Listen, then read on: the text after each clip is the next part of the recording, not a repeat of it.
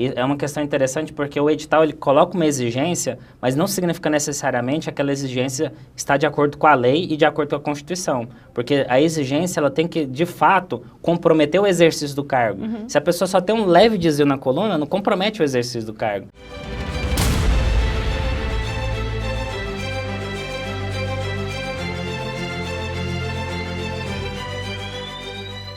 Oi, gente, tudo bem? Hoje nós vamos bater um papo sobre os direitos do candidato que vai prestar concurso público com o advogado especialista em concurso público, Agnaldo Bastos.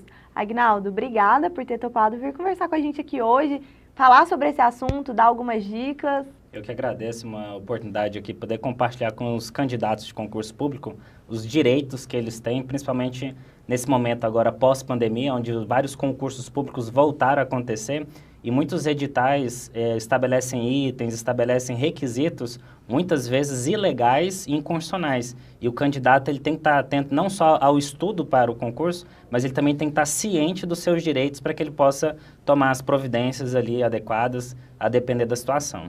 E começa falando para a gente, então, um exemplo de item que tem no edital que pode ser inconstitucional. É uma questão interessante, muitos candidatos têm algum tipo de enfermidade que no edital pode constar como condição incapacitante para o cargo, principalmente o pessoal que deseja concursos de carreiras policiais, Polícia Militar, Polícia Civil, Corpo de Bombeiros Militares, Polícia Federal, Polícia Rodoviária Federal, enfim, as diversas carreiras militares, muitos candidatos eles têm algum problema físico e às vezes problema que eles descobrem na hora de fazer um exame médico, por exemplo, escoliose, um leve desvio na coluna, e aí o edital coloca como condição incapacitante esse tipo de situação. E é uma questão interessante porque o edital ele coloca uma exigência, mas não significa necessariamente aquela exigência está de acordo com a lei e de acordo com a Constituição. Porque a exigência ela tem que, de fato, comprometer o exercício do cargo. Se a pessoa só tem um leve desvio na coluna, não compromete o exercício do cargo. Inclusive, então é uma ilegalidade. Recentemente eu vi que uma advogada, ela faz parte de uma comissão da OAB, não sei qual, mas ela entrou com um processo no Ministério Público por conta de um concurso de Minas Gerais que não aceitava candidatos que tinham HIV. Isso é inconstitucional. Esse é um tipo de situação porque, por exemplo, fazer teste de HIV é uma exigência constitucional porque que diferença que vai fazer no sentido das atividades ali do trabalho que a pessoa vai executar, das funções do cargo público? Não vai fazer diferença, entendeu? Então, o que de fato pode impedir o candidato de ser aprovado num concurso público, o que de fato pode impedir a pessoa ali de ser aprovada na avaliação médica, tem que ser alguma enfermidade, tem que ser alguma doença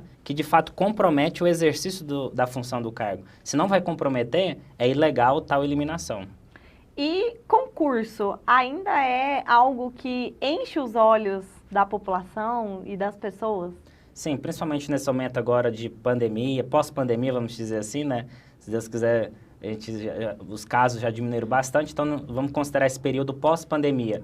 Nesse período que nós estamos vivendo, vários concursos estão voltando a acontecer, nós estamos passando por um ambiente de crise econômica, né? A inflação muito alta, o aumento aí dos preços, né? Onde a gente vai, no supermercado, nos lugares, aumento de preços aí. Muitos candidatos têm visto no âmbito da administração pública, no âmbito dos concursos públicos, uma oportunidade de mudar de vida, uma oportunidade ali de passar no concurso, só que muitas vezes a pessoa passa no concurso público e ela não consegue ser chamada, às vezes a pessoa precisa de entrar com uma ação judicial para conseguir ali uma nomeação em posse. Para a gente encerrar, eu queria que você desse algumas dicas para quem vai prestar concurso público do que deve ser olhado num edital, os pontos que devem ser analisados com cuidado.